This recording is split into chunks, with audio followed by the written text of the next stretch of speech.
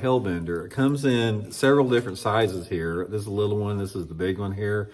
And this right here, when I first started bass fishing back in the late 1960s and 1970s, my dad would take me fishing with him and a friend of his. And this is what they fished back in the late 60s and early 70s, is this Hellbender down at Table Rock Lake and Grand Lake. And guys, you cannot believe the giant bass that my dad and his friend would catch on this thing. I got pictures of them. It's like every time we went to Grand Lake or Table Rock, like in March or February, March or April when they fished it, they'd catch a 7 to 9 pound bass every single trip, every trip.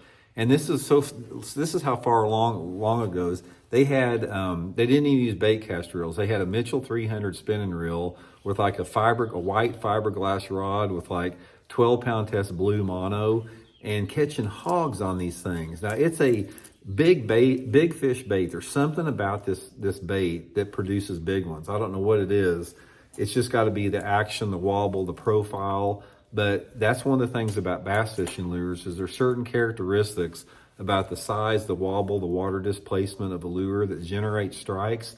And guys, even though this thing looks like something that, you know, you troll for stripers with, guys, big largemouth bass will annihilate this thing. And I've done a couple of videos on it, and I always get some comments from subscribers that they catch big fish on this too.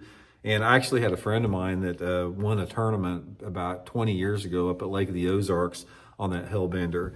But anyway, guys, one of the things you want to look for on this is a Hellbender is a great lure to fish around rock. So if you are fishing like bluffy, rocky channel type banks, parallel this Hellbender with that. You know, that's how, you know, they used to catch them a long time ago. I haven't fished them in a long time. I'm not sitting here saying that I catch fish on them now, but I probably would if I'd start fishing them, because why would they just hit them like crazy 50 years ago and stop hitting them now? But anyway, they're hard to find, and probably the best way to find them is just go on eBay or Google it. Just Google Hellbender and try to get some of the old ones, because the old ones, I just think that, you know, the construction of them, the colors were a little bit better. The colors that I remember that my dad used quite a bit was, you know, they used this chartreuse or yellow one with the black ribs on it, and then this white one that has ribs on it too. These are the ones that they really caught the big ones on, and they used the larger size one. I do remember that.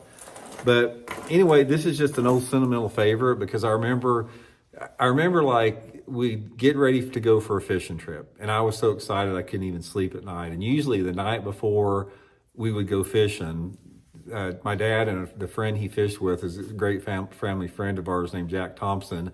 They'd come over to the house to get ready for the